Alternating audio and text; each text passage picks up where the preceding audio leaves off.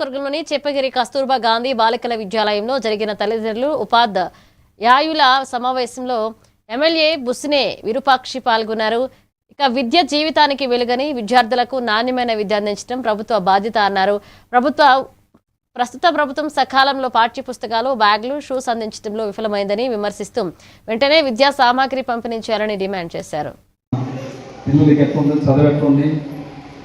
అదేవిధంగా ఫుడ్ ఎట్లుంది, అదేవిధంగా ఒక అందరికీ తల్లిదండ్రులు ఇక్కడ వదిలిపెట్టిపోయి వాళ్ళ పనులు వాళ్ళు చేసుకుంటున్నారు కాబట్టి వాళ్ళకి పేరెంట్స్ వచ్చి ఈరోజు పిల్లలతో ఎట్లుంది మరి మా పిల్లలు ఎట్లుండాలి అనే విధంగా ఈరోజు కార్యక్రమాన్ని చేపట్టిన దానికి, అదేవిధంగా మన విద్యార్థులకి 6 మండలాలకి ఒక్కొక్కసారి మన ప్రతి ఒక్క మండలానికి కస్తూర్బా స్కూల్ రావాలని కోరుకుంటున్నాను. ఎందుకంటే మన చాలా మంది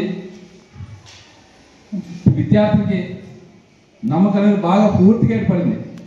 ప్రతి వేరే దగ్గర ఏమో అన్ని గలాట్లు ఏమో జరుగుతాయి, కానీ విద్యార్థులకు నమ్మకం లేకుండా పోతుంది.